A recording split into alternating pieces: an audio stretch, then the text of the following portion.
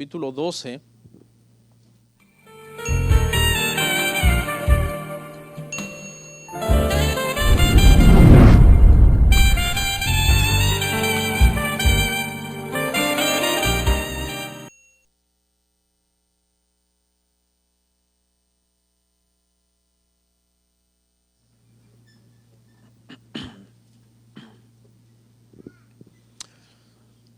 ¿Estamos?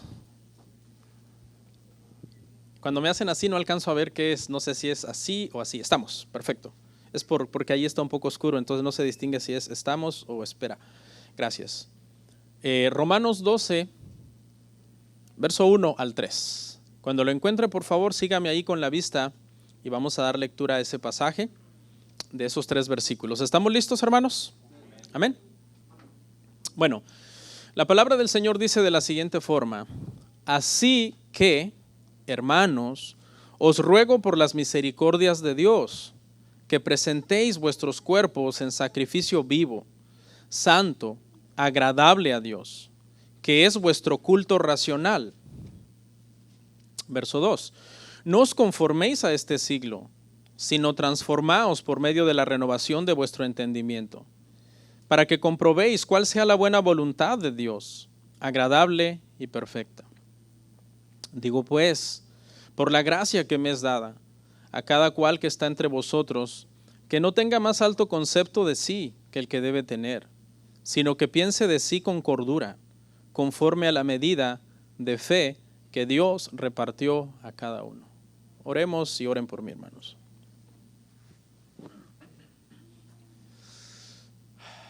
Padre,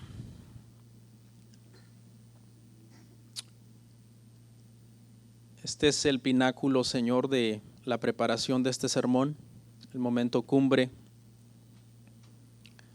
Y yo, con mis torpezas, puedo arruinarlo todo, pero te pido, Señor, que me ayudes para no arruinar, Señor, lo que es bueno, lo que es necesario para tu iglesia, para tus hijos.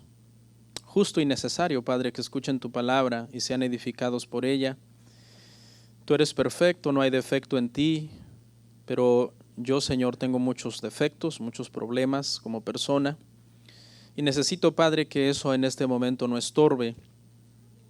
Quisiera ponerlo a un lado todo y dejar que tú hables a tu iglesia, a tus hijos, y edifiques a tu pueblo, Señor. Yo reconozco que sin ti nada puedo hacer, y solamente en tu gracia, Padre, y en tu favor podría predicar este sermón tan importante, Señor, que nos ocupa hoy. Ayúdame, Señor, y bendice a los hermanos que están aquí para oír tu palabra. En el nombre del Señor Jesucristo. Amén.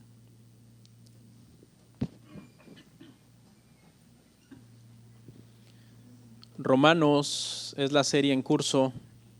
Si Dios quiere, este año 2020 la vamos a terminar, si es que no pasa algo extraordinario, porque el año 2020 es impredecible. Si el Señor así lo permite, este año la vamos a terminar. Estamos el día de hoy en nuestro sermón número 33, a 8 meses de haber iniciado Romanos, sermón número 33. La semana pasada fue un día de victoria. Para los que estuvieron, quizás entiendan por qué lo estoy diciendo, y es que la semana pasada terminamos una gran sección de la epístola de los Romanos que va desde el capítulo 1 al capítulo 11 y que es la sección de doctrina de la epístola. Fue la parte teológica, fue la parte, hermanos, profunda en el sentido doctrinal. Yo creo que hasta nos quedaron fundidos unos cables, hermano, porque ya yo el domingo pasado ya ni coordinaba bien de tanto esfuerzo que nos tomó. Bueno, no sé a usted, a mí sí, porque tuvimos que desentramar una maraña de teología tremendamente profunda en todos esos capítulos del 1 al 11. Hoy, hermanos, por la gracia del Señor comenzamos la segunda y última sección de Romanos, que ya son solamente 5 capítulos. Entonces, ahí vamos. Son los capítulos, hermano, que van del 12 al 16. Y Esta sección, hermanos, mientras que la sección pasada fue teología, fue doctrina, esta sección, hermanos, es deberes cristianos. Eso es todo lo que vamos a estar viendo en esta sección, estos 5 capítulos. Deberes cristianos. Podríamos decir entonces que del capítulo 1 al 11 es la teología sobre cómo hacer cristianismo, y del capítulo 12 al 16 es cómo se es cristiano en la práctica. ¿Okay? Ya Pablo nos dejó establecido del capítulo 1 al 11, esto es el cristianismo en teoría. Ahora nos dice prácticamente, así es como tienen que vivir el cristianismo. Y es bien importante, hermanos, que nosotros pongamos mucha atención. Si la sección pasada a usted le costó y se quedó perdido en algunos conceptos, pues vuélvalos a estudiar, vuélvalos a repasar. Pero aquí en esta parte, hermanos, de la práctica, no podemos darnos el lujo de fallar tanto como en la teoría. En la teoría podemos fallar porque quizás vamos a ignorar algunas cosas, pero en la práctica no podemos darnos el lujo de vivir vidas que no se conformen a un cristiano bíblico. Tras concluir entonces, hermanos, la enseñanza profunda y apasionante sobre la salvación, que es únicamente por medio de la justificación por fe, porque de eso trató Romanos 1 al 11, Romanos capítulo 1 al capítulo 11, Pablo enseña en esa porción que terminamos, hermanos, que Dios nos ha dado la salvación, porque eso es la justificación por fe. Todo lo contrario de ser justificados por obras humanas. Entonces, Pablo ha establecido una cosa bien importante. Dios nos dio la salvación. Y en esta sección lo que Pablo va a establecer es cómo nosotros, en consecuencia de que Dios nos dio la salvación, ahora nosotros nos vamos a dar a Dios. De eso va a tratar todos estos 5 capítulos. ¿En qué sentido nosotros nos vamos a dar a Dios? La sección primera, Dios dio salvación y vida eterna, justificados por la fe. La segunda sección, nosotros entonces, que somos herederos de vida eterna, le vamos a dar a Dios nuestra vida, viviendo en vida nueva.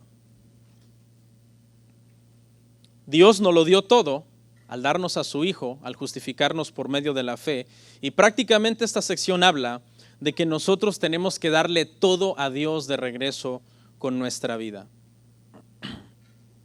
El problema que el cristianismo moderno, hermano, no está acostumbrado a dar. El cristianismo moderno está acostumbrado a recibir.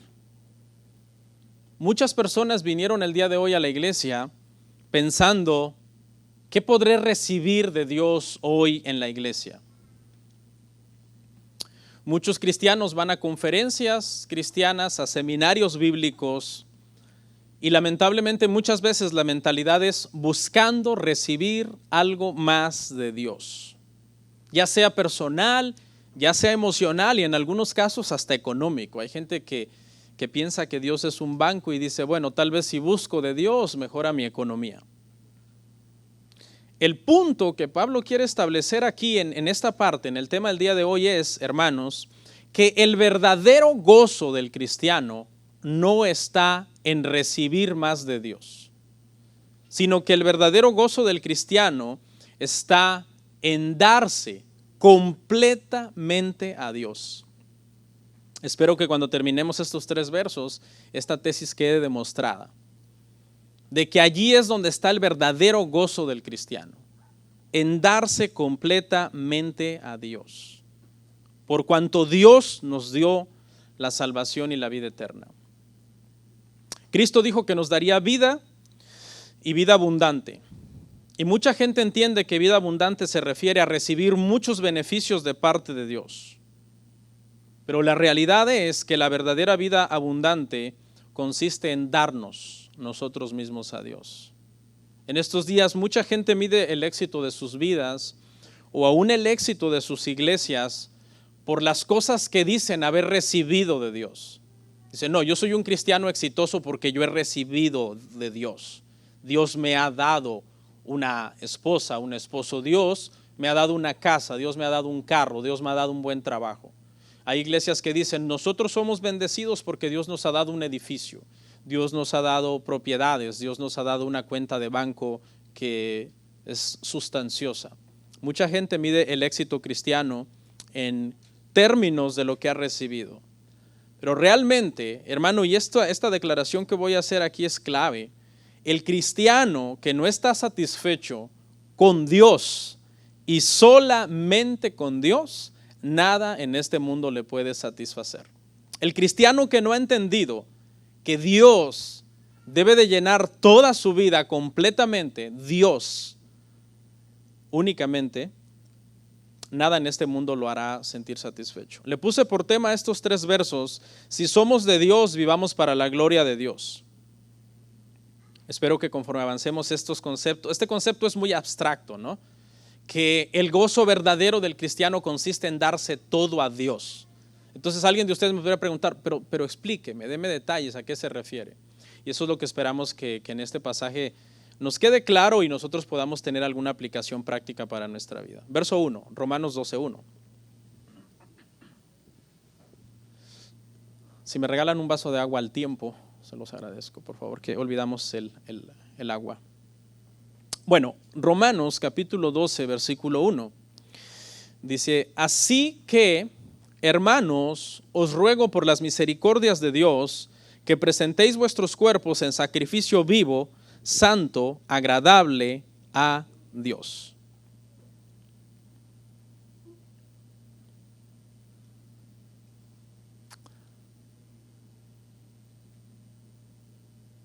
Estoy haciendo una pausa intencionalmente, es que había olvidado compartir la transmisión. Voy a volver a leer Romanos 12:1, ¿ok? Así que, hermanos, os ruego por las misericordias de Dios, que presentéis vuestros cuerpos en sacrificio vivo, santo, agradable a Dios, que es vuestro culto racional. Vámonos, frase por frase.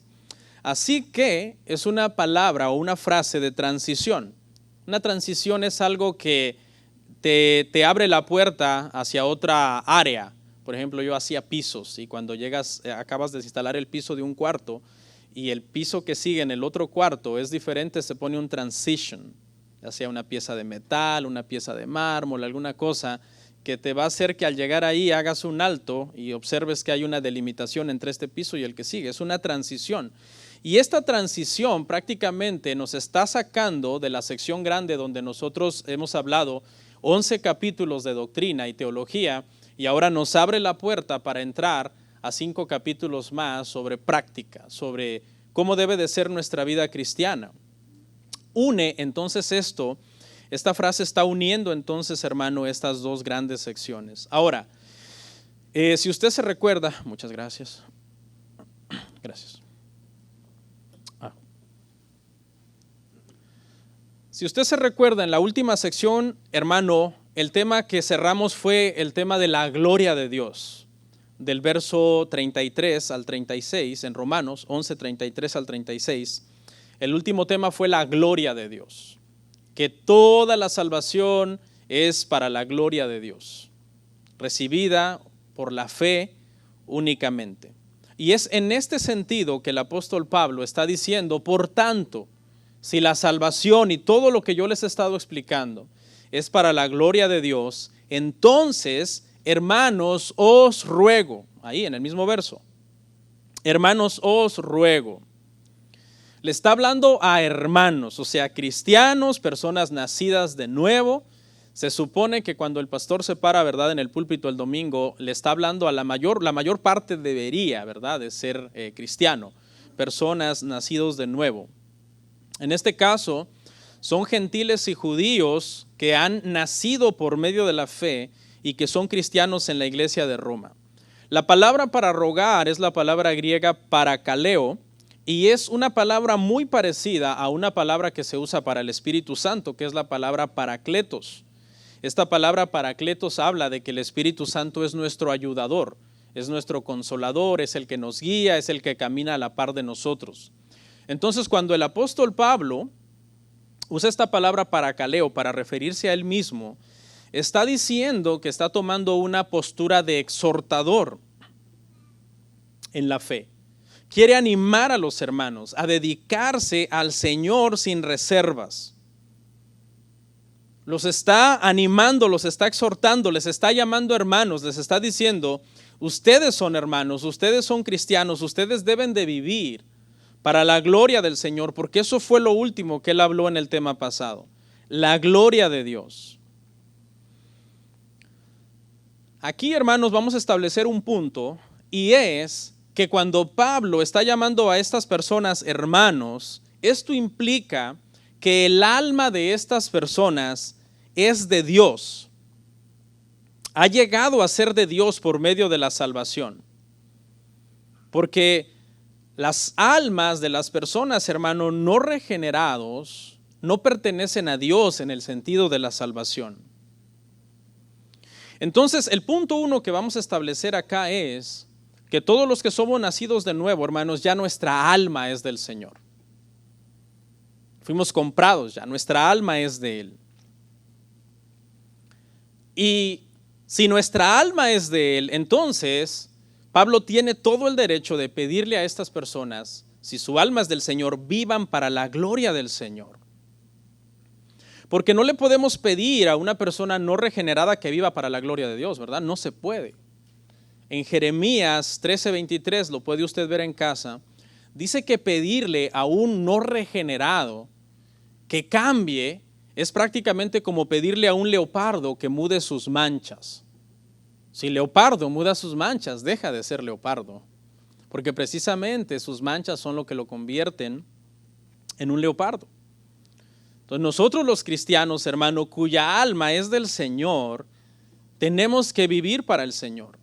Somos los redimidos, los únicos que podemos presentar nuestra vida en un sacrificio espiritual a Dios. Para los incrédulos estas cosas son locura. Para los incrédulos servir a Dios, asistir a una iglesia, orar o leer las escrituras son locura. Dice que no lo entienden. Pero para nosotros ese mensaje que puede resultar una locura es poder de Dios para salvación. En el Antiguo Testamento, los únicos que ofrecían sacrificios a Dios eran los sacerdotes. En ese sentido, nosotros, los que hemos sido redimidos, cuya alma nuestra es del Señor, somos sacerdotes ante Dios en ese sentido.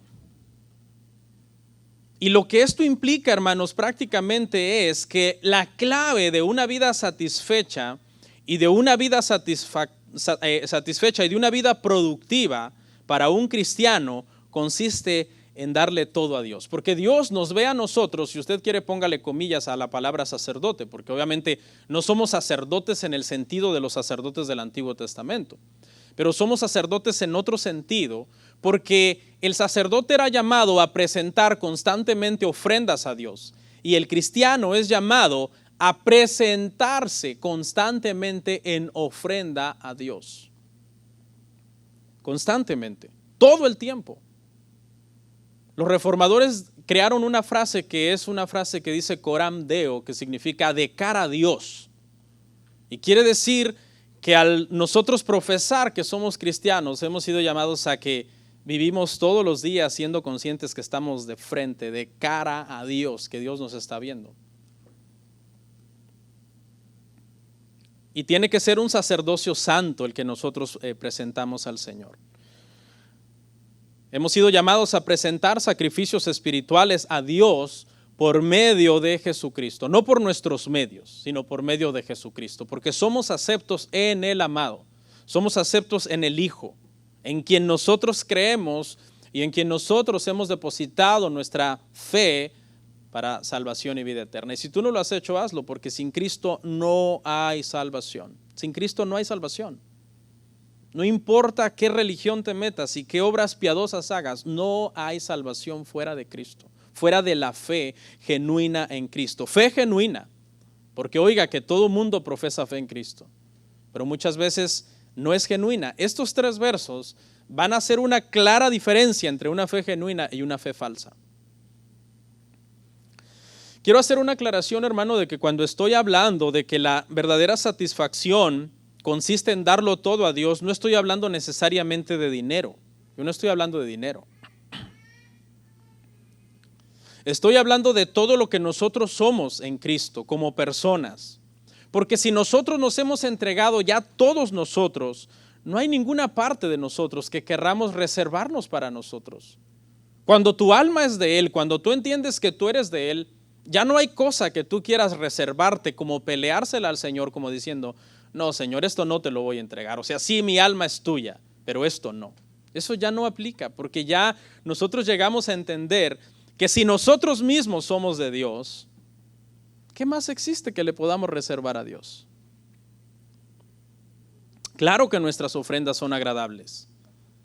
En este momento sí estoy hablando de dinero, pero cuando esas ofrendas vienen de una persona que ha sido regenerada y redimida, que ya es de Dios. Acompáñame a ver una cita en 2 Corintios 8:5.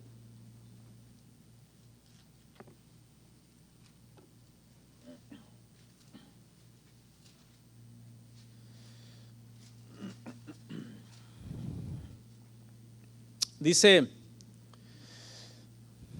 y no como lo esperábamos, sino que asimismo se dieron primeramente al Señor y luego a nosotros por la voluntad de Dios. En el contexto usted lo puede leer en su casa. Este es un grupo de hermanos que les está rogando a Pablo, a los apóstoles, participar en el dar. Ellos quieren ofrendar, están muy pobres. El apóstol Pablo no quiere que ofrenden, les dice, no tienen que hacerlo, ustedes están muy pobres, pero ellos insisten en dar. Y dice que, note la parte que dice, sino que asimismo se dieron primeramente al Señor. Es decir, ellos eran del Señor. Y por tanto ellos ya no querían reservar nada que no le pudieran dar al Señor. Por eso es que su ofrenda era agradable, porque eran del Señor. La persona cuya alma no es del Señor por medio de la salvación no puede hacer ningún sacrificio que sea agradable a Dios. La Biblia dice que el que se acerca a Dios crea que le hay. La Biblia dice que todo lo que nosotros hacemos y que no proviene de fe es pecado.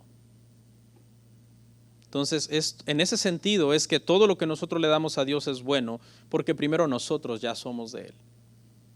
Continuamos ahí en el verso 2. Romanos 12:2. ¿Qué ha dicho el apóstol Pablo hasta aquí? Hasta aquí ha dicho, así que hermanos os ruego por las misericordias de Dios. Vuelve a apelar a la misericordia, algo que él ya les había dicho en el pasado, y que era que los pecadores no podían ser salvos aparte de su misericordia, que la única razón por la que el Dios Santo puede extender salvación a un pecador es por misericordia. De lo contrario, Jeremías dijo que si no fuera por su misericordia ya habríamos sido consumidos. Vimos en el tema pasado que la palabra griega acá para misericordia es eleo y habla de ayudar a alguien que tiene mucha necesidad. Y dijimos que la más grande necesidad que los seres humanos tienen, aunque muchos ignoren esto, es que sus pecados les sean perdonados. Esa es la más grande necesidad que un ser humano tiene en esta tierra. Si un ser humano no le fueran satisfechas todas sus demás, satisfechas o satisfizas, se me está olvidando el español, todas sus demás necesidades y solamente le fuera satisfecha esta necesidad de que sus pecados le sean perdonados, eso es como sacarse la lotería. Esa es la salvación y la vida eterna. Y por esa misericordia el apóstol Pablo les dice, les ruego hermanos que presentéis vuestros cuerpos. Ya establecimos un punto. Número 1, que nuestra alma ya es del Señor. Y ahora lo que Pablo apela es al cuerpo. Estamos hablando de esto, lo que usted es.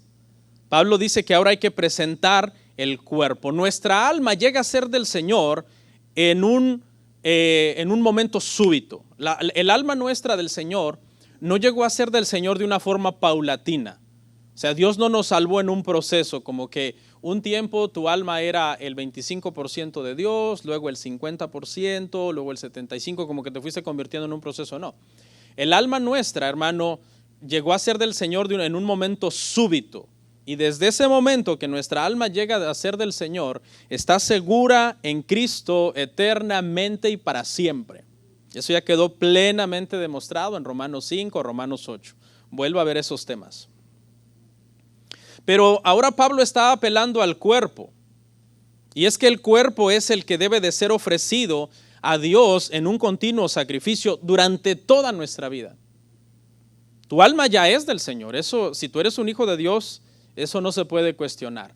Pero ahora es tu cuerpo el que debe de ser presentado. La palabra que se usa acá para presentar en la connotación del Antiguo Testamento se refería a cuando el sacerdote traía una ofrenda y la colocaba sobre el altar. Y colocar la ofrenda sobre el altar se veía como rendir o entregar algo completamente a Dios, porque las ofrendas eran para ser consumidas prácticamente. Ya no había nada que rescatar prácticamente de esa ofrenda. Se entregaba completamente. Nuestros cuerpos, el apóstol Pablo está hablando en el sentido de que nuestro cuerpo, hermano, es más que nuestro ser físico. O sea, tú ves tu ser físico, pero el apóstol Pablo está implicando aquí el residuo del pecado que queda todavía en nuestro cuerpo, de donde precisamente vienen pues nuestras pasiones, nuestro carácter, nuestra voluntad que de repente se quiere rebelar en contra de la voluntad del Señor. Entonces el apóstol Pablo está hablando de eso, presentar nuestro cuerpo físico, pero más que el físico, abarca entregar a Dios nuestros malos deseos, nuestra mente que de repente todavía la podemos entretener con pensamientos que no glorifican a Dios, nuestras emociones que de repente todavía nos pueden traicionar y aferrarse demasiado a este mundo, a esta tierra, y dejar de ver lo eterno, lo verdadero. Nuestra voluntad que constantemente se resiste al Señor. El Hijo de Dios presenta sus miembros a Dios ahora. El apóstol Pablo dejó establecido en un capítulo pasado que antes, cuando nosotros no éramos cristianos, presentábamos nuestros miembros al pecado. Le servíamos al pecado. Pero una vez que nosotros hemos sido redimidos, ahora es nuestro deber presentar nuestros miembros a Dios. ¿Cuál es el problema? El problema es que esta presentación constante de nuestro cuerpo, de nuestros miembros a Dios, no se da en automático por el simple hecho de que ya somos cristianos. Ya soy cristiano y ahora seguramente todo lo que proceda de mí será bueno. No. El cuerpo está habitado por el residuo del pecado. Eso ya lo dejamos claro, ¿verdad? A ver, vamos a establecer dos cosas. ¿Puede el cristiano pecar todavía? Sí. ¿Por qué? Porque hay un residuo de pecado en él. Segunda cosa que vamos a establecer. ¿Debe el cristiano deleitarse en el pecado?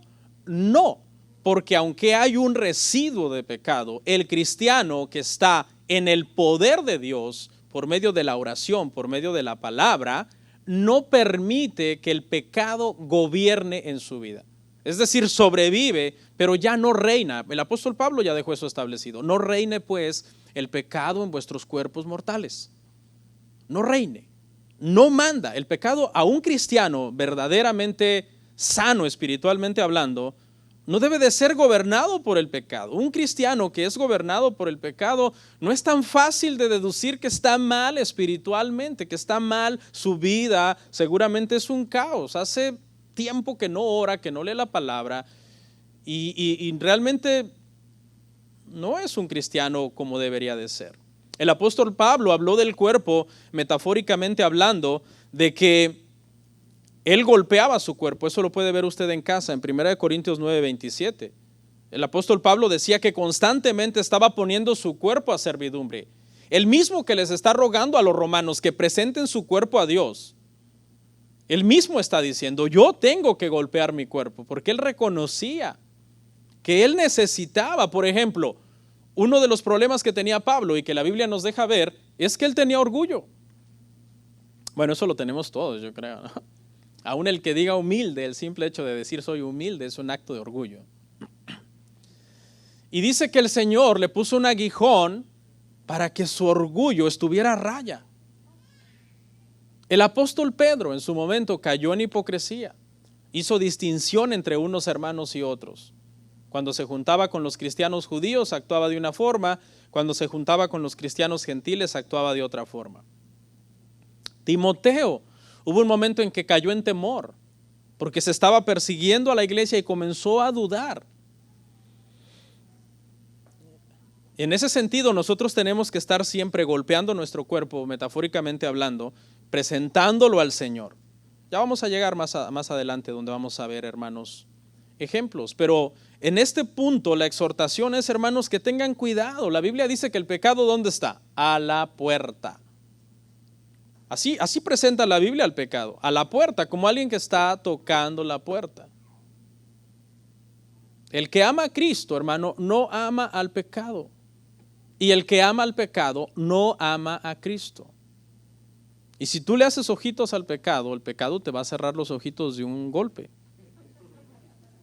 Porque el pecado no se anda con cosas, hermano. El pecado es terrible. ¿Qué tan terrible es el pecado que el Padre derramó toda su ira sobre su Hijo en la cruz para que pudiéramos ser perdonados? ¿Te imaginas? ¿Qué tan, hermano, abominable es ante Dios todo lo que no esté de acuerdo a su voluntad? Yo pregunto, ¿cómo puede deleitarse en el pecado una persona a la que supuestamente Cristo vino a liberar del pecado en la cruz? Nuestro cuerpo debe ser presentado a Dios, nuestras rodillas se deben doblar ante el Señor. Toda lengua debe confesar que Cristo es el Señor. Nuestras manos deben de ser alzadas sin ira, sin contienda ante el Señor. Nuestro corazón debe temer al Señor. Nuestra mente debe meditar en la palabra del Señor. Nuestra boca debe confesar al Señor. En nuestros labios debe de haber frutos de labios que confiesen su nombre, dice Hebreos. El cuerpo debe de ser presentado a Dios. Le quiero explicar un poco el contexto en el que se habla del cuerpo en el siglo I, porque esto se escribió en el siglo I. Y en el siglo I, hermano, una filosofía muy popular era la filosofía dualista y se había metido a la iglesia. Y el Nuevo Testamento tuvo que corregir este problema. ¿Qué enseñaba esta filosofía griega? El dualismo enseñaba, hermano, prácticamente que el espíritu es intrínsecamente bueno y que el cuerpo es intrínsecamente malo. Que por lo tanto no importa lo que se haga en el cuerpo, ellos deducían, el cuerpo finalmente morirá, de ahí no pasará, y por lo tanto no importa lo que se haga en el cuerpo. Esta mentalidad, hermanos, se metió a la iglesia y esta mentalidad comenzó a traer inmoralidad sexual dentro de la iglesia. Orgías, borracheras, empezaron a llegar estos pecados a la iglesia, hermano. Los hermanos corintios a veces se les pasaban las copas en la cena del Señor. En Corintio había uno que tenía, hermano, por esposa a su madrastra. Y se había metido el pecado, hermanos, dentro de la iglesia. Y el Nuevo Testamento entonces corrige este problema. Había una inmoralidad terrible. Es más, la ciudad de Corinto era tan famosa, hermano, porque había mucha inmoralidad. Y cuando alguien se portaba muy inmoral, se había acuñado la frase, eres todo un Corinto. ¿Se imagina, hermano, que un cristiano sea famoso por ser un buen mundano? Eres un buen mundano. Por eso se hacían famosos. El que tenía a su madrastra como mujer ya se había regado, hermano. Esa información ya había salido de la iglesia y los impíos estaban blasfemando del Señor. Los hijos de Dios, la Biblia me enseña a mí que hemos sido llamados a vivir de tal manera que los impíos que nos vean vivir para Dios le den gloria a Dios. No blasfemias al Señor, sino gloria al Señor. ¿Cómo es posible que nosotros, los que tenemos que modelar el cristianismo, hagamos que el nombre de Dios sea blasfemado por nuestra inmoralidad? El Nuevo Testamento tuvo que corregir este mal entendimiento. No, el cuerpo es bueno y es hermoso este tema. Mire lo que dice 1 Corintios 6:13.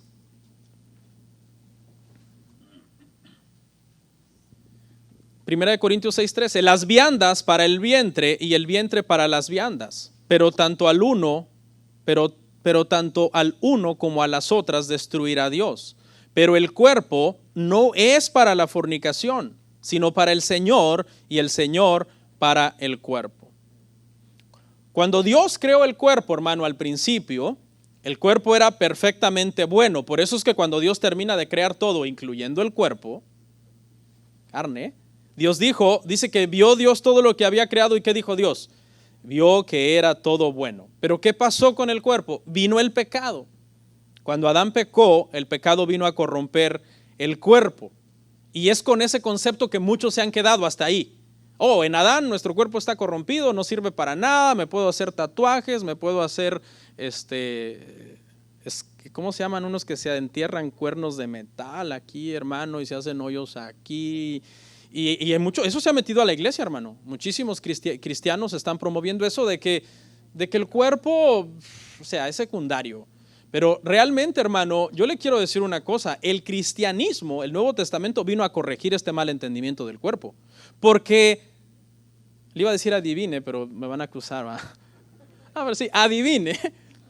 Adivine qué cuerpo va a ser glorificado. Ese cuerpo que usted tiene. O sea, Dios lo crea al cuerpo bueno, el pecado lo corrompe, pero el evangelio viene y nos dice que ese cuerpo va a ser ¿qué? Glorificado. Por eso dice que no podemos hacer lo que nosotros querramos con nuestro cuerpo, como abusar el cuerpo por medio de los vicios, por medio de los malos hábitos, por medio de cosas como estas que les decía yo, de marcar, dañar el cuerpo. Nuestras almas son muy importantes para Dios, pero también nuestros cuerpos. Nuestros cuerpos son muy importantes para Dios, porque note que yo no estoy sirviendo aquí, ¿sí me mira, va? ¿Me alcanza a ver? No soy una nube de humo flotando en este lugar, ¿verdad? No, soy un cuerpo. Dios usa nuestros cuerpos para que nosotros hagamos su obra. Dios usó tu cuerpo hoy para que tú vinieras a adorarlo. Dios usó tu cuerpo para que tú le cantaras. Dios está usando tu cuerpo en este momento para que oigas el evangelio. A Dios le ha placido usar nuestros cuerpos para que nosotros hagamos su obra. Hablamos la palabra con la boca, la leemos con los ojos, meditamos con nuestra mente, la oímos con nuestros oídos, venimos a este lugar con nuestros pies. Hay ciegos que leen la palabra con las manos, en un código así de braille. O hay sordos que oyen la palabra con los ojos, por medio de señas. Como sea, el cuerpo, hermano, debe de ser usado para la gloria del Señor. Ahora, ¿cuál es el problema? Ok, pastor, usted está diciendo entonces que el cuerpo es bueno. Sí, pero el cuerpo es bueno hasta cierto sentido porque el cuerpo todavía no ha sido redimido. ¿Qué ha sido redimido en nosotros los cristianos, hermano? Nuestra alma. Nuestra alma ya ha sido redimida completamente y es del Señor. Nuestro cuerpo va a ser redimido en la glorificación. Nosotros vamos a morir, le explico rapidito, vamos a morir, vamos a ser sepultados. Cuando el Señor regrese, nuestro cuerpo va a ser glorificado, es decir, vamos a resucitar y con un cuerpo nuevo vamos a pasar la eternidad con el Señor. Pero mientras eso no llegue, como la redención todavía no ha llegado, mientras llega, lo que debemos hacer es presentar constantemente nuestro cuerpo al Señor, como una ofrenda. Así es como usted debe de vivir su vida, presentando constantemente su cuerpo al Señor. ¿Cómo? Qué bueno que me preguntó, porque mire lo que dice ahí mismo, en sacrificio vivo y santo. El lenguaje que está usando Pablo es el lenguaje de Levíticos, del sacerdocio levítico. ¿Qué hacía el sacerdote?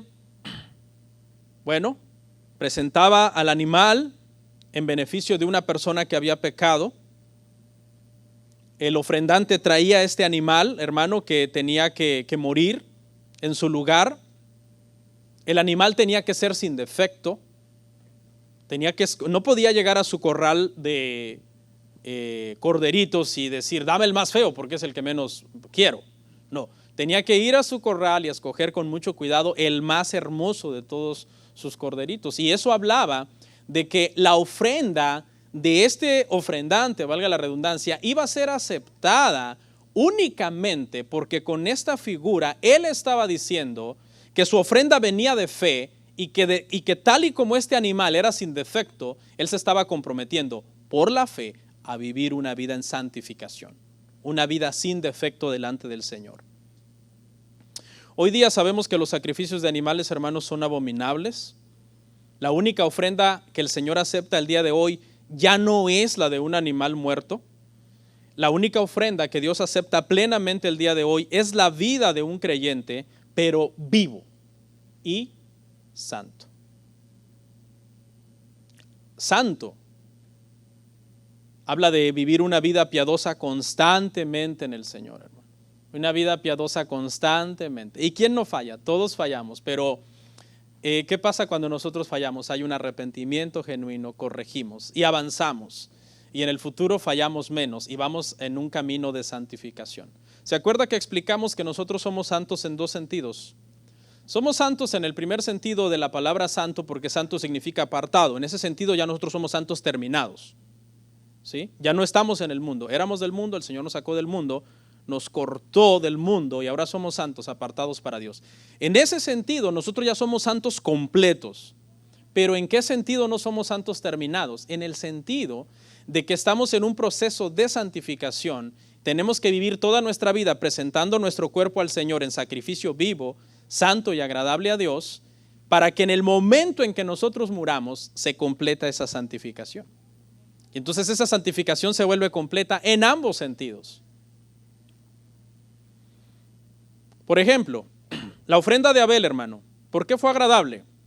Mucha gente que no lee con atención dice, no, la de Caín fue rechazada porque eran vegetales y en los vegetales no hay sangre. Y la de Abel fue aceptada porque Abel fue listo y ofreció sangre. Hebreos no dice eso. Hebreos dice que la ofrenda de Abel fue agradable porque vino de fe. Así de fácil. Y ese era el sentido en el que el sacerdote del Antiguo Testamento tenía que presentar la ofrenda del ofrendante, del pecador, del que venía para que su pecado fuera redimido. Tenía que venir de fe. No era meramente la sangre en sí del animal, sino de una fe genuina. David sabía muy bien esto. David lo entendía por el Espíritu Santo perfectamente bien. Porque cuando David comete adulterio, hermano, con Betsabé, él dice, Señor, yo sé que tú, yo puedo hacer sacrificio a ti, pero yo sé que el sacrificio verdadero, el que más a ti te agrada, es un corazón contrito y humillado. Que un corazón arrepentido tú no lo despreciarás. Lo puede usted leer en su casa en Salmo 51, 17. David lo sabía muy bien. Abraham. La obediencia de Abraham de sacrificar, hermano, a Isaac fue extrema.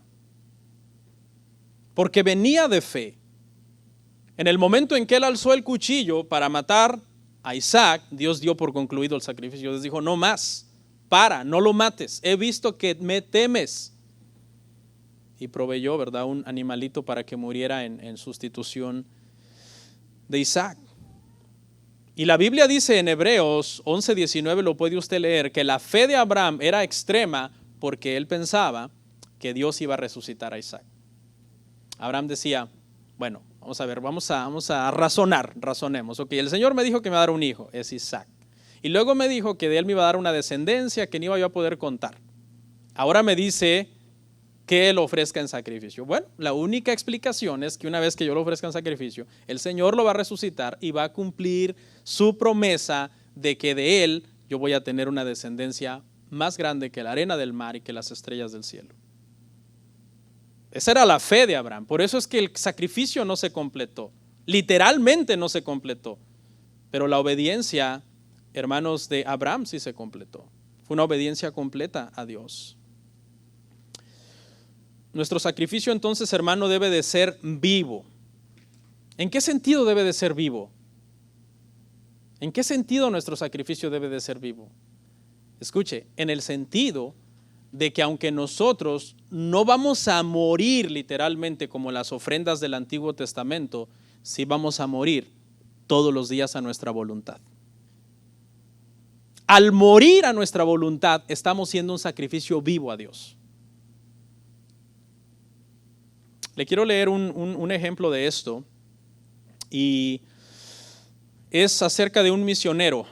Este es como un ejemplo de lo que podría ser un sacrificio vivo. Usted puede buscar otros ejemplos, pero este creo que podría ser uno.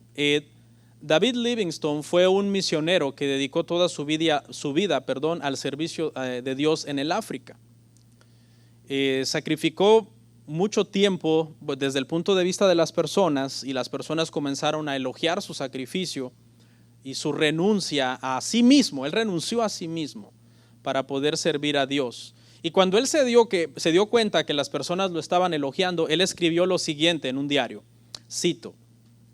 Dice, La gente habla mucho acerca del sacrificio que hice al pasar gran parte de mi vida en África, pero pregunto, ¿puede llamarse sacrificio a algo que no pasa de ser el pago de una mínima parte de la deuda infinita para con nuestro Dios, la cual nunca podremos pagar? Soy enfático en decir que no fue un sacrificio en absoluto, digo más bien que fue un privilegio. Es posible que la ansiedad, la enfermedad, el sufrimiento o el peligro aquí o allá cause algo de conmoción en nuestro espíritu, pero tales cosas no duran más que un momento y son como nada cuando se comparan con la gloria que será revelada en nosotros y para nosotros. Yo nunca hice un sacrificio. Nunca deberíamos hablar así si tuviéramos siempre en mente el sacrificio de Cristo, quien dejó el trono de su Padre y siendo Dios se hizo hombre para entregarse a sí mismo por nosotros en una horrible muerte de cruz, siendo santo y sin pecado. Fin de la cita. Todos los cristianos deberíamos de pensar como este hombre, como David Livingstone.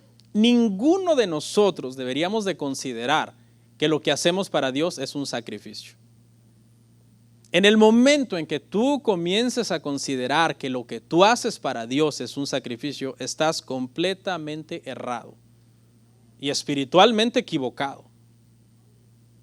Hay gente que dice, yo me he sacrificado tanto por la iglesia, tantos años de servicio a Dios en esa iglesia, levantando a mis hijos desde chiquitos, pobrecitos, para llevarlos tempranito a escuelas bíblicas y a ensayos y a discipulados, y se hacen las víctimas, hermano.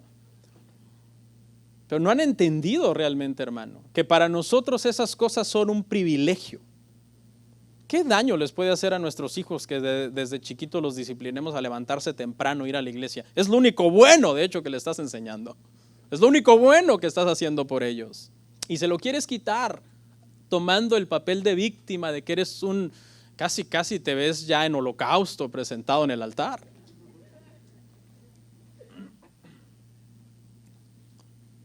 Si todos pensáramos como este hombre, este David Livingstone, este misionero al África que dedicó gran parte de su vida allá, y que cuando la gente quiso elogiar su esfuerzo dijo, no, espérense señores, ¿qué les pasa? Si yo no he hecho nada, no ha sido un sacrificio, ha sido un privilegio.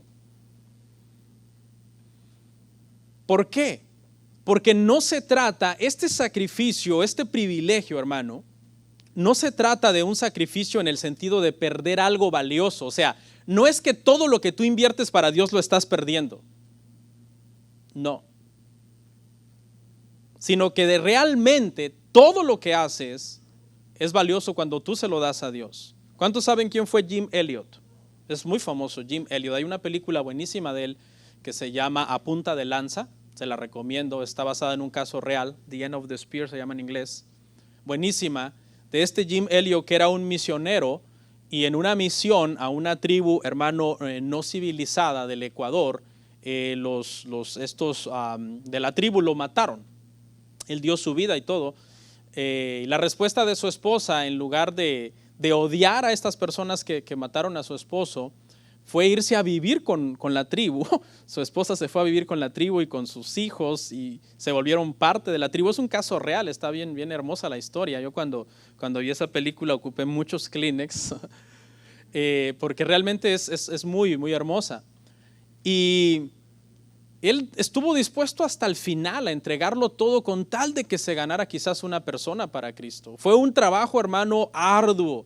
Enseñarles a esa tribu, hermano, la lectura, aprender ellos el idioma de ellos, poder traducir una Biblia o algunas secciones de la Biblia al idioma de ellos. Prácticamente invirtieron toda su vida en eso. Y le repito, su mujer, tras que ellos lo matan, no se enoja con ellos, sino que se va a vivir con ellos. Ellos finalmente acaban haciendo un mix ahí, ¿no?, de misioneros y gente de la tribu. Y le cito a este hombre porque en este contexto de entender que todo lo que hacemos o le damos a Dios no debería ser un sacrificio, sino verlo como un privilegio, él dijo algo más o menos así, que traducido al español quizás pierde un poco el sentido, pero él dijo, no es tonto el que da lo que no puede retener para ganar lo que no puede perder. Y lo que quiere decir es que es muy sabio que nosotros como cristianos en esta vida le entreguemos todo a Dios, sabiendo que no podemos retener nada en esta vida porque finalmente ¿qué? Moriremos. Pero dice, no es tonto porque le estás dando algo que finalmente no puedes retener, pero lo estás dando para ganar algo que no puedes perder. Y no lo entiendan en el contexto de que podemos comprar nuestra salvación, pero simplemente nuestra relación con Dios es buena cuando nosotros aprendemos que el verdadero gozo del cristiano consiste en dar. Y ya expliqué que no estoy hablando de dinero, entonces no voy a dar mi ofrenda el próximo domingo. No, es que eso está implícito en darte tú, cuando tú ya eres de Dios, cuando tu alma es de Dios. Nuestra vida, hermano, adquiere mayor significado cuanto más la vivimos para Dios. Y se vuelve más vacía, triste y desolada entre más te alejas de Dios. Yo no sé si hay alguien aquí que no es cristiano. Alguien aquí que no es cristiano. No quiero que levante la mano ni nada. Te puedo asegurar 100% que si tú no eres cristiano, tu vida está vacía. ¿Sí? Vacía. Estás sentado acá y tienes una máscara de que todo está bien, pero no es así. Porque la vida solo tiene sentido cuando se vive para Dios. Y cuando se vive de verdad para Dios, no en un cristianismo, hermano, mediocre, falso, sino en un cristianismo verdadero, donde de verdad oras, no dices oro y no oras, donde de verdad lees la palabra, no es que sí, yo leo la palabra y no la lees, donde de verdad sirves a Dios con entendimiento, no solo por servir. Cuando tú tienes eso, descubres lo bella que es la vida, lo hermosa que es la vida, y vives cada día para su gloria, sintiéndote pleno, satisfecho, estás completo ya. Ya no estás esperando a recibir más de Dios porque tú tienes a Dios, pero en un real sense, en un sentido real, no nada más de labios. El sacrificio debe ser santo. Y esto produce que sea agradable a Dios. Estamos ahí en el mismo verso.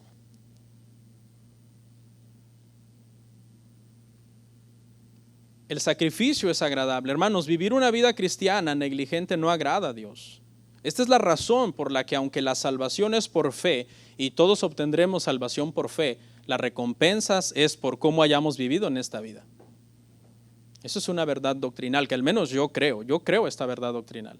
Sí, todos los cristianos seremos salvos por fe, pero las recompensas serán diferentes cuando estemos con el Señor. Porque hay cristianos negligentes que no han aprendido a vivir para Dios, siempre están viviendo para ellos, siempre están tratando de retener lo que más pueden para ellos, su tiempo, su vida, su familia, todo están pensando en yo, y no en darse completamente a Dios. ¿Por qué? Porque dice que Dios es nuestro culto racional. Porque Dios es vuestro culto racional. Dos palabras vamos a ver aquí. La primera, culto, que tiene que ver con latría, que es la palabra para adoración.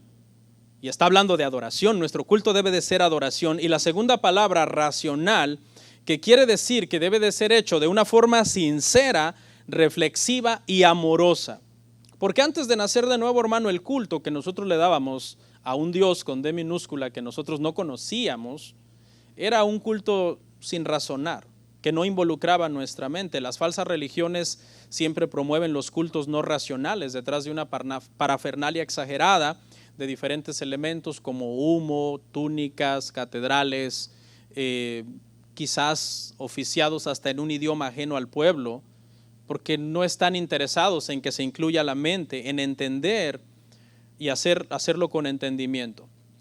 ¿Cómo podemos entonces nosotros usar nuestra mente a la hora de presentarnos a Dios en un sacrificio vivo, santo y agradable? Vamos a ir al verso 2, porque aquí es donde sigue elaborando la tesis Pablo. Y aquí es donde Pablo explica, dice, no os conforméis a este siglo, sino transformaos por medio de la renovación de vuestro entendimiento, para que comprobéis cuál sea la buena voluntad de Dios, agradable y perfecta. Bueno, hagamos un recap, una recapitulación. Hasta acá ya dijimos que el alma es del Señor, en un evento súbito y único de un solo. Nuestra alma es del Señor. 2, nuestro cuerpo debe de ser presentado constantemente a Dios en sacrificio vivo, santo y agradable. Y aquí es donde entra el tercer elemento y el cuarto en este mismo verso, y es que nuestra mente también debe ser dada al Señor. Nuestra mente. Ve cómo va avanzando. Ya nuestra alma es del Señor. Nuestro cuerpo es presentado continuamente al Señor. Y ahora nuestra alma también debe de ser del Señor. Dice, no os conforméis a este siglo. La palabra para conformar acá habla como de un esquema, como de agarrar algo y meterlo en un esquema. La palabra mundo tiene la connotación del sistema del mundo, aquello que está gobernado por Satanás. La palabra que se utilizó aquí es no os conforméis a este siglo, pero realmente quiere decir una era o el mundo. Y la Biblia enseña claramente que el Dios de este siglo es el diablo. El diablo es el que domina y maneja este sistema malo que nosotros estamos viviendo en esta era. Y en ese sentido, lo que nos está diciendo acá el apóstol es, ustedes, cuya alma ya es del Señor, cuyo cuerpo es presentado constantemente al Señor, no dejen que el mundo se meta a su mente y que agarre su mente y lo meta en un esquema del mundo, donde ustedes comiencen a pensar como el mundo, sino que como nosotros debemos de pensar, como Cristo, porque hemos sido llamados, hermanos, a tener la mente de Cristo. Pablo está diciendo, no dejen que el mundo los amolde. El mundo tiene su molde, nosotros no pertenecemos a ese molde del mundo. Es increíble, hermano, pero cristianos liberales, ignorantes, apoyando en estos días, hermano, el homosexualismo, el aborto, la anarquía, el feminismo. Yo digo, tú te dices cristiano, tú no entiendes el cristianismo. Apoyando partidos políticos que promueven la destrucción de las vidas en el útero, apoyando ideologías, hermano, donde para estos movimientos de izquierda, comunistas, socialistas, vale más el huevo de un águila que un bebé en el vientre de su madre. Yo digo, es increíble el nivel, hermano, de ignorancia que la gente tiene. Pero es porque yo le puedo firmar donde usted quiera que esa gente no tiene ni idea de lo que la Biblia dice. Creo que nunca la han abierto, hermano. Ay, el pastor ya me tiene harto con eso de que lea la Biblia. Bueno, yo no lo obligo a venir.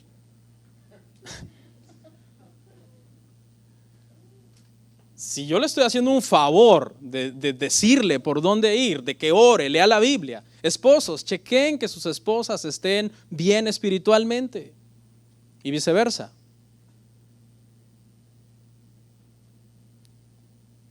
Dice aquí, hermano, sino transformaos, no se conformen, no se metan a ese molde, sino transfórmense. La palabra aquí es metamorfo, se usó en Mateo 17:2, lo ve usted en casa, para hablar del cambio de apariencia externa que tuvo Jesús en el momento de la transfiguración. Y aunque la aplicación acá es un cambio externo, obviamente se refiere a que el cambio en nosotros como creyentes viene de nuestra mente. Primero se renueva nuestra mente en la palabra del Señor, y cuando se renueva nuestra mente en la palabra del Señor, nos renovamos todos por donde sea, por todos lados, por fuera, en cómo hablamos, en cómo vestimos, en cómo pensamos, en cómo caminamos. Hay denominaciones cristianas que lo único que promueven es el cambio externo sin una renovación mental, y eso se llama legalismo. Eso no lleva a ningún lado a las personas. Lo único que las encierra es en un sistema de reglas creadas por hombres en las iglesias, que lo único que hace es que todo el mundo se vuelva un hipócrita, tratando de agradar las reglas de X persona, aunque su comunión con Dios no es buena, porque no pasa en las escrituras y no ora y no conoce a Dios como debe de conocer a Dios. Hermano, la crisis más grande del cristiano el día de hoy es que no conoce a Dios. Yo sé que esto ya es sonado y repetido, pero es una verdad. La gente no conoce a Dios. Son pocos los cristianos que se han dedicado de lleno a orar, a leer la palabra diciendo, Señor, quiero conocerte más, quiero saber verdaderamente quién eres, cómo es tu carácter, a qué se refiere que eres santo, que eres un Dios airado, que aborreces el pecado, ¿quién eres?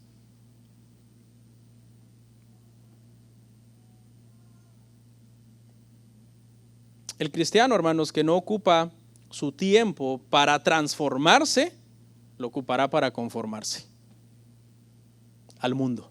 Si tú no ocupas tu tiempo sabiamente para transformarte en Dios por su palabra, ¿qué vas a hacer con ese tiempo de ocio? Pues pasar de ocioso usando ese tiempo para parecerte al mundo, para conformarte al mundo.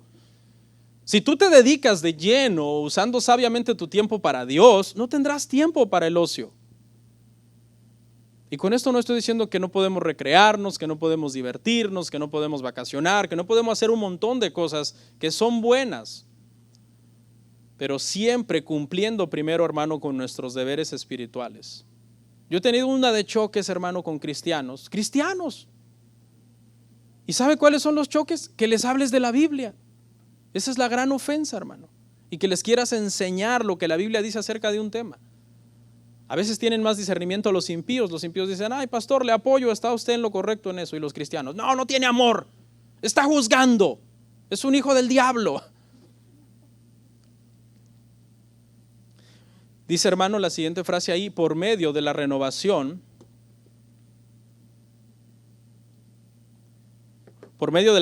de vuestro entendimiento. Entonces es ahí, hermano, donde el Espíritu Santo trabaja en nuestra mente. Nuestra mente debe de ser renovada primero y de ahí todo se extiende a las demás áreas de nuestra vida, a nuestro matrimonio. Mucha gente dice, ay, qué de problemas matrimoniales tengo. Ay, qué de problemas con mis hijos tengo. Qué de problemas con las decisiones que tomo. El problema está aquí. De aquí viene todo. Aquí no estás renovado, aquí no te pareces a Cristo. Te pareces al mundo aquí. Y como aquí te pareces al mundo, se refleja en todas las demás áreas de tu vida. ¿Para qué? Para que comprobéis cuál sea la buena voluntad de Dios, agradable y perfecta. Aquí entramos al cuarto elemento. Número 1, nuestra alma ya es de Dios. Número 2, nuestro cuerpo es presentado continuamente en sacrificio vivo, santo y agradable a Dios. Número 3, nuestra alma ha llegado a ser renovada por la palabra. No estamos en el molde del mundo, sino transformados para Dios. Y ahora, es ahora, cuando estas tres cosas están alineadas, que naturalmente fluye y nuestra voluntad se alinea con la de Dios. Es que aquí ya no te cuesta, porque es que aquí ya hiciste todo lo previo. No se trata no es tan fácil, hermano, que uno diga, yo inmediatamente voy a hacer la voluntad de Dios. Es todo un proceso, hermano, donde el Señor ha trabajado en nosotros y nos ayuda. Y aquí, hermano, cuando habla de que comprobemos la perfecta voluntad de Dios, no quiere decir que nosotros siempre vamos a estar haciendo la perfecta voluntad de Dios. Esto lo que quiere decir es que nuestras voluntades imperfectas, por lo general, la mayor parte de veces, siempre estará rindiéndose a la voluntad perfecta de Dios. ¿Ok, hermanos? Vamos a ver entonces, hermanos, el último verso de hoy. No había visto el reloj, pero el tiempo nos ha ganado. 2-3 comentarios aquí me los voy a saltar. Vamos a ir al verso 3. Dice así: digo pues, por la gracia que me es dada a cada cual que está entre vosotros, que no tenga más alto concepto de sí que el que debe tener, sino que piense de sí con cordura, conforme a la medida de la fe que Dios repartió a cada uno. Este verso es el verso que prepara a los cristianos, a los oyentes de la epístola, para entrar en el siguiente tema. Yo ya no voy a profundizar aquí. Este verso es como la plataforma desde la cual vamos a hablar el tema que viene, que es sobre los dones que el Señor nos da para servir. Le dice el apóstol Pablo, digo pues por la gracia. Vuelve a citar la gracia, somos salvados por gracia, los dones los recibimos por gracia. El motivo, Pablo pretende en esta parte, hermano, animar a los cristianos que ya son salvos, cuyo cuerpo es presentado al Señor constantemente, cuya mente es del Señor y cuya voluntad está rendida al Señor, a servir a Dios en humildad, en amor. Les dice, que no tenga más alto concepto de sí que el que debe tener. Que no tenga más, es un llamado a la humildad. ¿Por qué, hermano, por más que nosotros tengamos un don hermoso, no podemos enorgullecernos? A ver si alguien sabe. ¿Por qué? Porque lo recibimos por gracia. Por eso no te puedes enorgullecer de tu don. Porque no lo recibiste por ser el más guapo, el más inteligente o el favorito de Dios. Dios no tiene favoritos en ese sentido, sino por pura gracia Dios extendió el don. Entonces la gracia y el orgullo son completamente enemigos, no pueden coexistir. Dice entonces, hermano, sino que piense de sí con cordura. Piense de sí con cordura.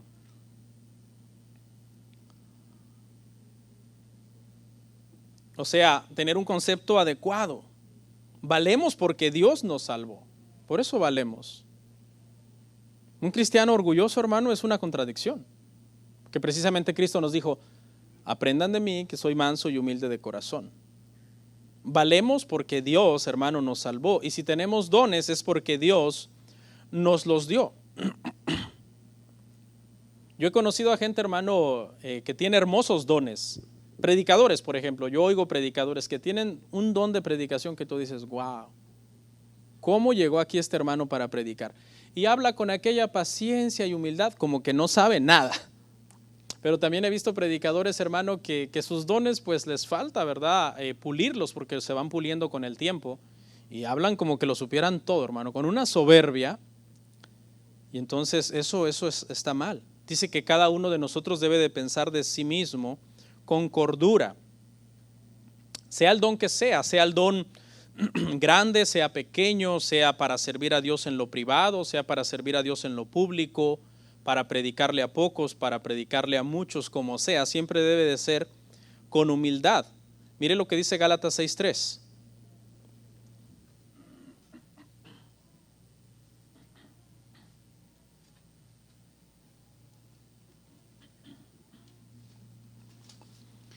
Porque el que se cree ser algo, no siendo nada, a sí mismo se engaña. Es que no somos nada, porque si somos algo es por la gracia de Dios. Y el que se cree ser algo, a sí mismo se engaña. Lo que pasa es que a veces somos orgullosos y tendemos a minimizar lo de los demás y a maximizar lo de nosotros. Cuando alguien hizo algo bien, decimos, lo hizo más o menos. Cuando nosotros hacemos algo bien, decimos, wow, lo hice de una forma extraordinaria. Somos así. Siempre tendemos a ponerle la lupa a los demás y quitárnosla cuando se trata de ver a nosotros mismos. Pero realmente dice, hermano, aquí que no debemos de ser así. Cada uno piense conforme a la medida de fe que Dios repartió a cada uno. Es decir, lo que Dios te dio, con eso, ahí está, tranquilo, dándole gloria al Señor. Si el Señor no le dio un don a una persona, esa persona no debe fingir que tiene el don para poder pertenecer a un grupo de personas que sí tienen el don. Eso es lo que quiere decir acá. Una vez yo me acuerdo que una persona hace muchos años me contó que tuvo que fingir que habló lenguas. Le digo, ¿y eso por qué? Dice, porque era la única forma de poder entrar en el círculo de los más espirituales, de los líderes. Pero se imagina, hermano, o sea, es tremendo, pero realmente lo que quiere decir esta parte es que debemos de contentarnos con lo que Dios nos ha dado y servirle felices en humildad y en amor. Y por último, esta es mi conclusión, estas líneas finales, porque quiero volver a enfatizar algo, hermano, y es que en este tema hemos aprendido que si somos de Dios debemos de vivir para Dios. Y que ya el verdadero gozo de nosotros como creyentes no consiste en seguir recibiendo, dame Señor, dame, a ver qué más me vas a dar Señor. Si ya nos dio a su Hijo, no escatimó a su Hijo, sino que nos lo dio. Y quiero cerrar entonces enfatizando, hermano, que por favor, si usted quiere conocer el verdadero gozo del cristianismo, entréguese completamente a Dios. Ahí está el verdadero gozo del cristianismo, en Dios. Ya no en las cosas que usted quiere recibir de Dios. A mí me escribe mucha gente y me escriben cosas como, por ejemplo, seguido, estos mensajes son recurrentes. No puedo más. Siento que Dios me abandonó, Dios no me oye. Otro, soy cristiano, pero me siento profundamente solo. Por favor, oren por mí con urgencia. Una vez una persona me mandó este mensaje, ore por mí con urgencia. Y me cae otro, y no me juzgue. Y yo cabal lo estaba juzgando en ese momento. Porque me cayó como que, wow, digo, ¿será que conoce mi pensamiento o qué? Porque yo entiendo esto, hermano. Escuche, si tú no oras, nadie puede orar por ti. O sea, si tú no oras, si tú toda tu vida nunca oras, nada más le dices a los demás, oren por mí, por favor, para que Dios me levante. Ando que ya no me aguanto ni los zapatos, ando arrastrando los pies, ya vengo nada más con el último aliento ahí en esa puerta. Oren por mí, y pasas años, oren por mí, y tú nunca oras. Y tú tienes que orar para que tu vida espiritual se sane y seas corregido. Y entonces, hermano, el Señor sabe que nuestro gozo verdadero es Él. Esta es nuestra última cita, Mateo 22, 36 al 38. Y como el Señor sabe que Él es nuestro gozo verdadero, lo dejó en el primer y más grande mandamiento, hermano. Mateo 22, 36 al 38. Maestro, ¿cuál es el gran mandamiento en la ley? Jesús le dijo, amarás al Señor tu Dios con todo tu corazón y con toda tu alma y con toda tu mente. Este es el primero y grande mandamiento. Dios sabe, hermano, que nuestro gozo verdadero es Él. Tu gozo no es tu pareja, hermano, ¿ok? Déjese de, no, mi esposa, mi pareja es mi felicidad. No, eso no es tu felicidad. Es bonito, ¿sí? Uno se siente feliz, pero eso no es tu gozo, tu felicidad. Que mi casa, que mi carro, que mi trabajo, que mi cuenta de ahorro, que mis planes de estudiar, eso no es el gozo verdadero del ser humano. Si Dios no es tu gozo, tú no tienes gozo, aunque finjas que tienes gozo. La Confesión de Fe de Westminster dice que el fin principal del hombre es glorificar a Dios y disfrutar de Él para siempre jamás. Oramos.